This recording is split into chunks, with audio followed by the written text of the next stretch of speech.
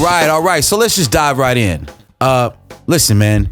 I thank y'all for reaching out and telling me to do this. I love this. There's one thing that Bootleg Like Jazz is about, and Bootleg Like Jazz is about creating generations of critical thinkers. And with that said, Anthony ONeal is a up-and-coming YouTuber, pastor, who did this video series called Black History. And, this is March 11, 2020. But just like anybody Black will tell you, Black History is all year long, right? 365 and a quarter.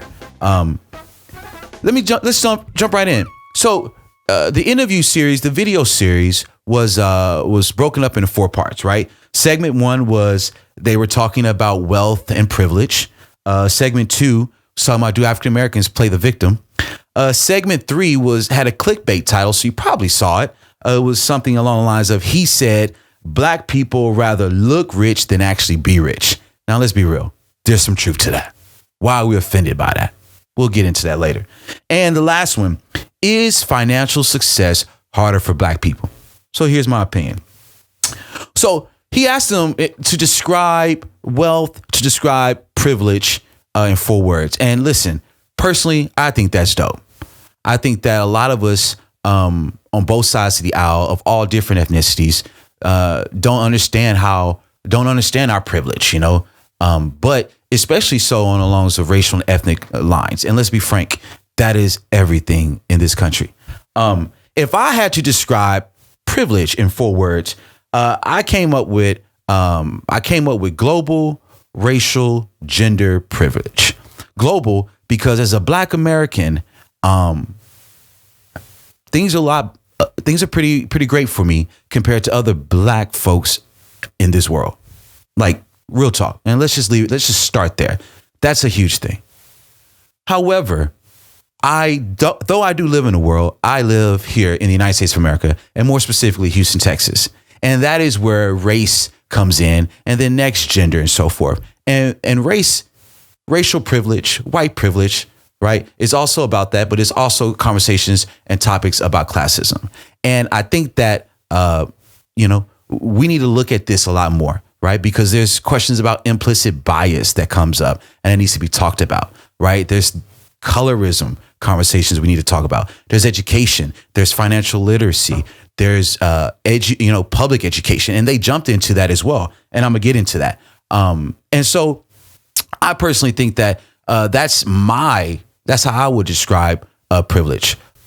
In a video, a few people were criticized for using the word white when describing privilege. And I didn't really understand why they were being criticized for that. I thought that was actually a spot on, right?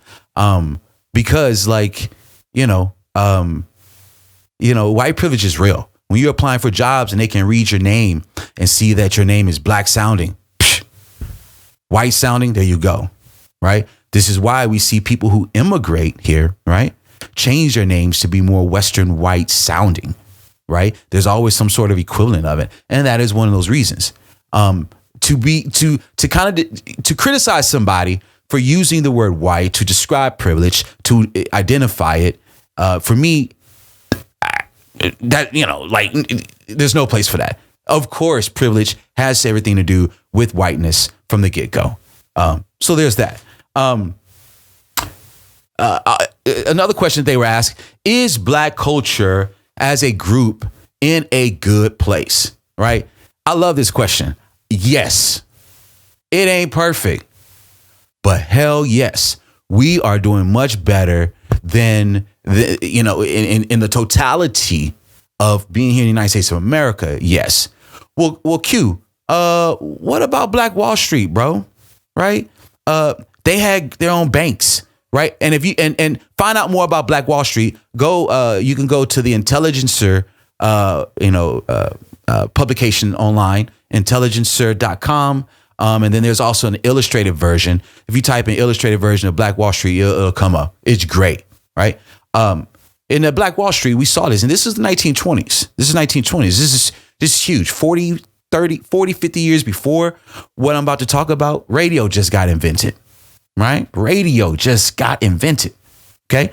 So when you go look at Black Wall Street, you see that black folks had their own grocery stores. They had their own banks. They had their own movie theaters. They had a lot of other, obviously barbershops and clothing stores and whatever. They had their own economic sustainability, right? The black dollar, who knows how many times it was circulating there. And Black Wall Street, this is Oklahoma, all right? And double check me online, I could be wrong, but this is Tulsa, Oklahoma, if I'm not mistaken.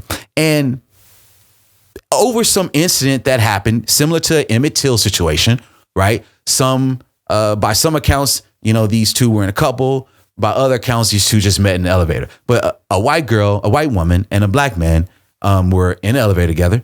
The elevator door is open. Whatever happens, something happens. He runs out. She goes off to say this, to say that. And what ensues is vengeful white supremacist anger and killing and decimating that entire neighborhood, commerce, and what they had going on. And nobody was prosecuted for this, even still to this day. No reparations, no prosecutions, nobody going to jail. I bring that up because some people are like, well, Q, how are we really in a good place when we don't own anything? How are we in a good place when, a white American male is making this much on a dollar compared to black folks? I get that. But when we look at the totality of what we're able to start doing now and get accomplished and then have, sort of accountability, things are different.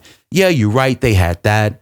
But now, to a large extent, us being able to go to college in a diverse setting,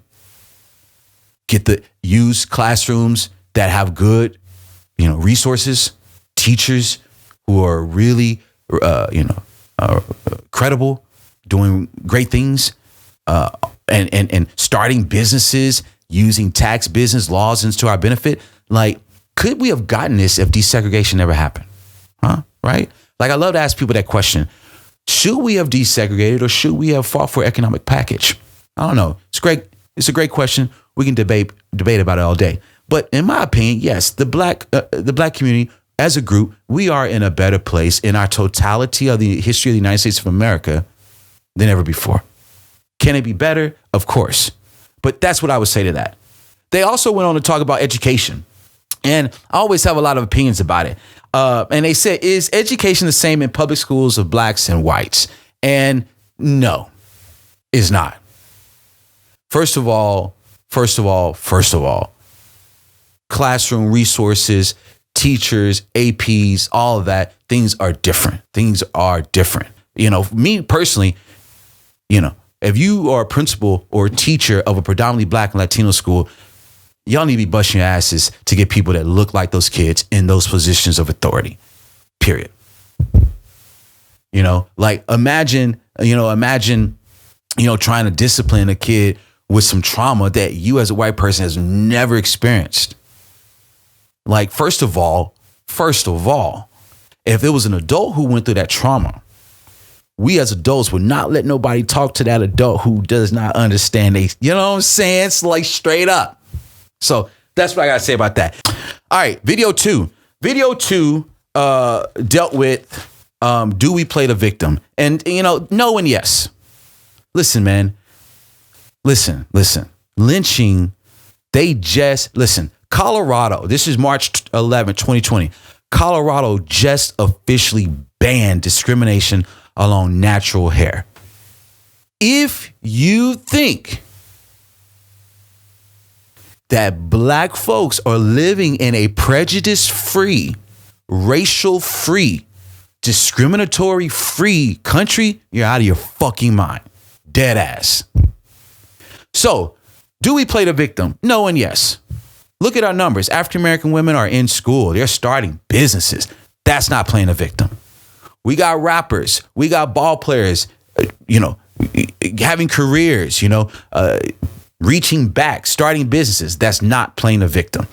We got folks becoming teachers and going back to their communities.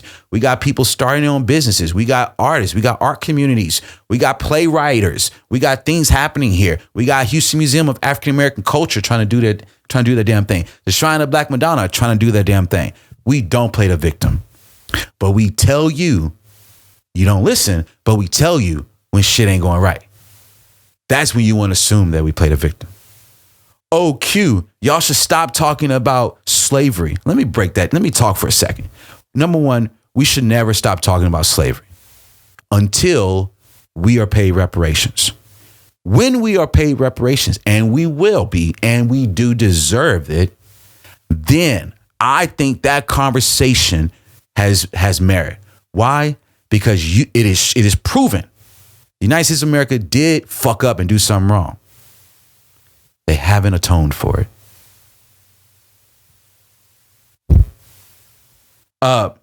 Also, something else to think about when people, when people tell me, oh, y'all should stop talking about slavery, whatever. Georgetown University recently, within the last 5 years, what did they do? They decided to own up that they got their endowment because of slaves. Until we deal with what has gone on, we can't move on. Period. Right? Georgetown is just a single case. How many other schools, how many other businesses, right, got their start because of slaves? We already know insurance. The whole idea of American insurance is about slaves. So from the moment the first African slave had an insurance policy on him, white people who owned him and that insurance company that insured are profiting. 1619, 1860, something like that, 1870, slavery is officially abolished around that time. I get that number off. Yeah, give me a break. I get that number off when it officially was abolished. But we know in Texas it was a year after anyway. So, right, exactly. That's Juneteenth. But, that's something that we got to think about as well. And then mental health conversations, right? This is another reason why I know we can't get away from talking about slavery. There's still mental health things to deal with. And when we unpack mental health, when everybody really deals with their mental health issues, whatever it be, dead ass, it will always point back to the origin of this here United States of America. Period. I'm moving on. Section 3. He said, black people rather look rich than actually be rich. Let's be real. We know that's true. Stop playing and get out your feelings. Now, it is changing. It is changing. Absolutely. But let's be real. And with great reason. Also, you got to remember, we were told we had to be twice as better as white people. That meant looks and intelligence, how we speak, and et cetera, et cetera. Absolutely. We're going to care more about how we look than almost anything else because what? They tried to prove that the way we look scientifically proved that we were inferior, right? Think about that for a second. They actually tried to scientifically prove, using people with advanced degrees, graduate degrees, convince them that our appearance was inferior to everyone else.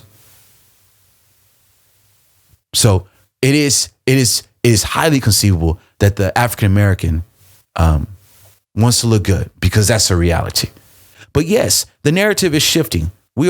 Shout out Houston Area Urban League. Shout out all the people who are, Earn Your Leisure podcast, other people who are talking about financial literacy, Black Wealth Renaissance and all that. The narrative is changing.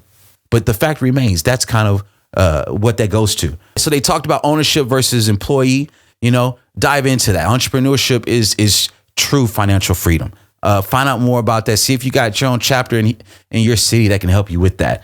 There was also something else interesting that was said. It was like, by 2054, the average African, and I don't know where they got this source from. I don't know. By 2054, the average African American will have zero to negative wealth when the average Caucasian will have 150K or more. What is the source of that? Okay, that's what I want to know. They also gave a stat that dealt with, they said in the next 10, 20, 30 years, white people, so comparing white people and black people going to college, they said white people, once they graduate college, 10 years after they graduate, they will owe 65% of their loan back, whereas black folks will owe 110%. So once again, what's the source? But, as I listened to that, the first thing I thought about, straight up, yeah, sure. If I have a black man make $50,000 doing this job, but I know my white colleague is making 60, it doesn't matter how much he makes. I need a budget with mine. You're right. But in $50,000, there's only so much you can save and only so much you can do something with. Straight up. My point is this, is like white people are still getting these jobs. They're still getting these opportunities that we're not. They're still making these connections and networking and getting these opportunities that we don't have. Right. So, yes, I could see them having more of their loan paid back compared to us because they are getting more on the dollar than us. They are getting these better jobs than us. They are getting into these opportunities that we don't. And that's also a reality. But yes, also as our community, not only just black folks, but Latinos as well and Afro-Latinos, we do need to think about our financial future, what we want, and start investing in it and start taking it seriously. Right. But none of this can be said without talking about the environment, what goes on. So the last video talked about, is financial success harder for black people? Yes, it is. No research needs to tell you that. It is. We know about why it is.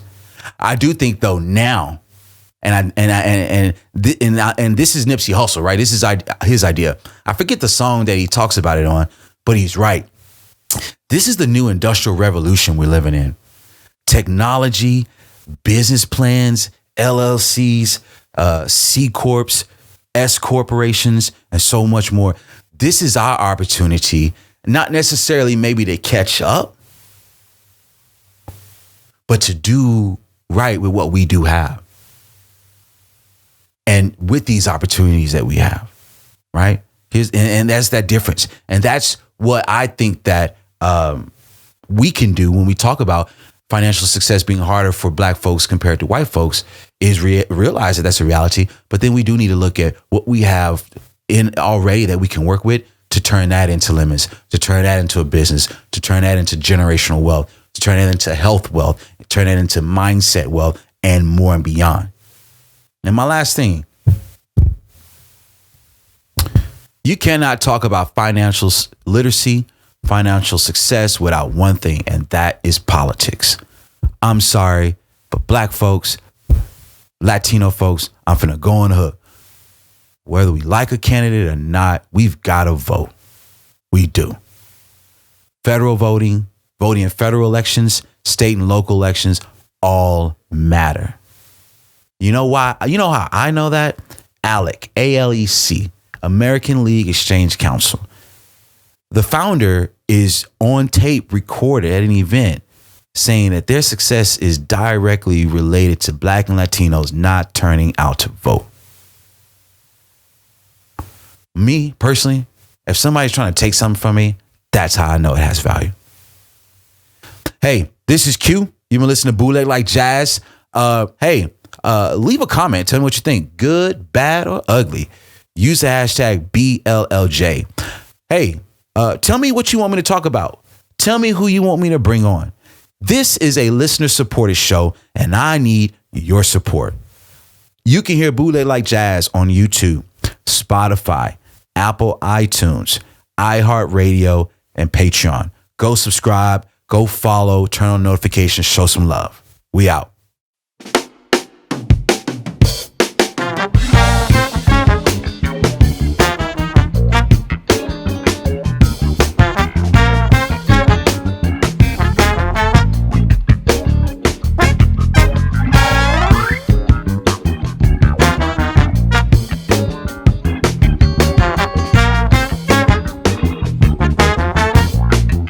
Mm-hmm.